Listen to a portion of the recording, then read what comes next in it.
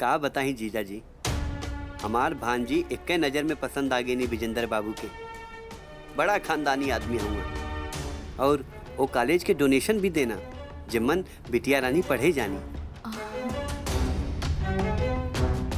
बेशुमार धन दौलत कला और कलाकार का बहुत बड़ा पारखी हूँ।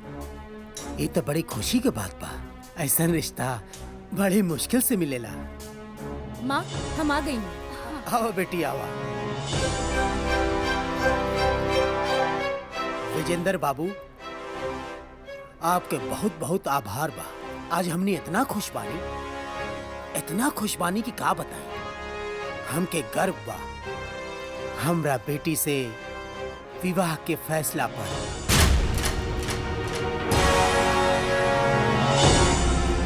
लेकिन हमरा के विवाह मंजूर नहीं की और ये हमार फैसला बा। राधा, हम बात करते हैं। राधा,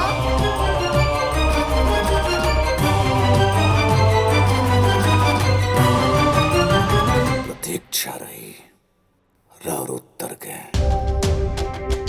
राउर बेटी कोनो मामूले इंसान के रिश्ता नहीं ठुकरैले।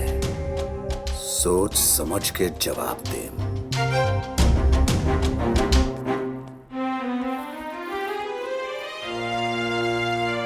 तू ना कटा देलू सबके सामने हमनी के। अरे तोहरा के बीरेन बाबू पसंद ना रहलन तो पहले बता दे तू। हमरा के पूछे के तो चाहिए माँ। अच्छा तो अब हर चीज के फैसला तारा से पूछ के करे के पड़ी। माई तू समझत नहीं खू। बात हर चीज के बारे में नहीं खे, बात हमार जिंदगी के बारे में बा और हम ओकरा साथे कबो खुश न रह सकेनी। अरे वाह, अब तू हमरा के समझाइबू। अरे कौन मतारी बाप अपना लड़का लड़की के खुशी ना चाहेले। अच्छा तो तू ई सोचत बाड़ू कि हम तहार सौतेली माई हई और हम तहरा बारे में हमेशा गलत ही सोचब। माई ऐसन कोनो बात नहीं खे। तब कैसन बात बा?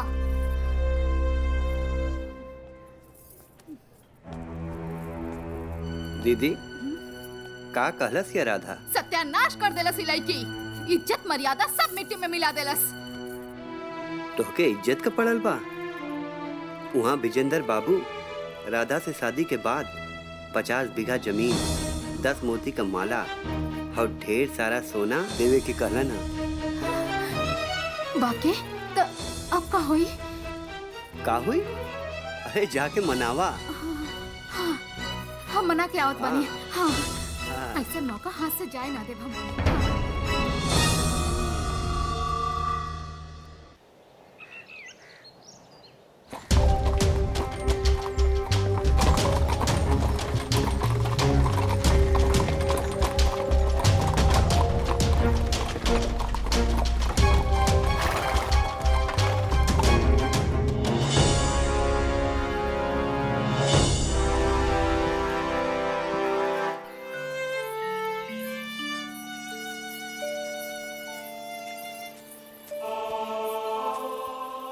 का बात बा किशन, आज भी तार मालकिन ना आइली? कोनो लड़ाई झगड़ा तो नहीं के भइल? अरे ना झरना, काहे के लड़ाई हुई? कब तक इंतजार करबा? अभी कहाँ, अभी तो सुबह से दोपहरिया भइल बा। अब जब तक ना आई ना तब तक हम इंतजार करब। अच्छा खैर छोड़ा, तू हमरा फेरा में का पहल बड़। जा तू अपन नाव चलावा। जाते नहीं।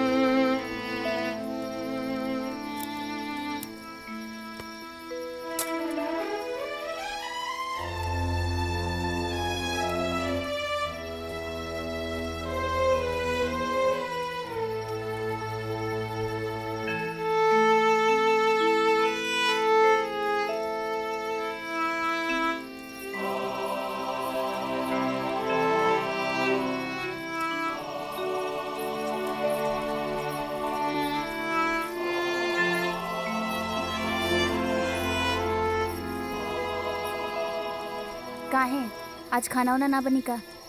खाना बने या ना बने तोरा उसे का मतलब बारे? ओहो, लागता दिल पे काफी चोट लागल बा। बाकी ऐसे क दिन तक चली? देखत देखत 4-5 दिन हो गई। यही से कहे नहीं कि अभी बोले संभर जा, ना तो कहियो बियाह करके दूर देश चल जाए तो तहरा की जिंदगी भर खाना बनावे कोई ना मिली। कितना बढ़िया रहत ना कि तोर ब्याह हो जाए और तू दूर देश चल जातीस। कम से कम चैन से सुतती ना। हम तरह के इतना बुरा लगे निका।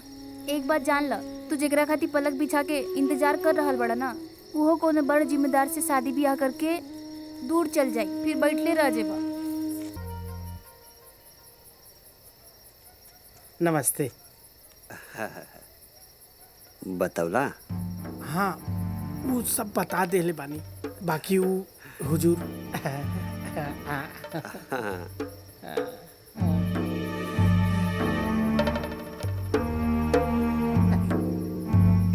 ई हमरा खातिर साहब। जाती हाँ। वाह,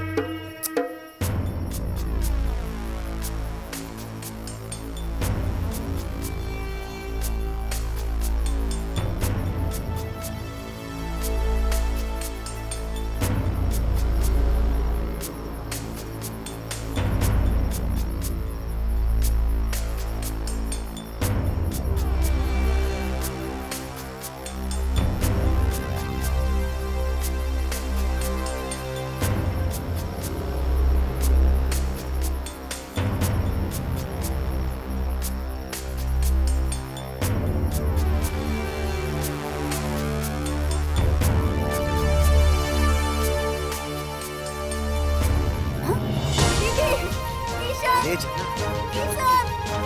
ले जा। अरे सुना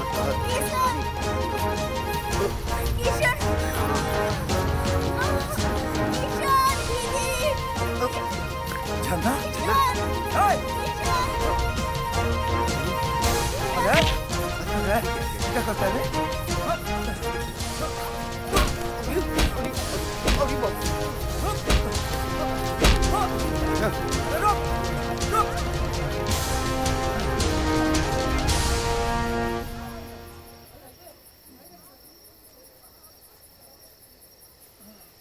तू ठीक बाव ना झरना? तेरा रहते हमरा कुछ हो सकेला? जा सुता। अरे सुन ना, तू हमरा से इतना प्यार कर लगा? प्यार? हाँ, सपना देखत रखा रे। वो बाकी बाबू कितना मरम्मत काहे कैला हा? जाके सुता तो तोरो मरम्मत कर दे बीजे। अरे हम तो चाहते बनी कि तू हमार मरम्मत करा। अरे बक समारोह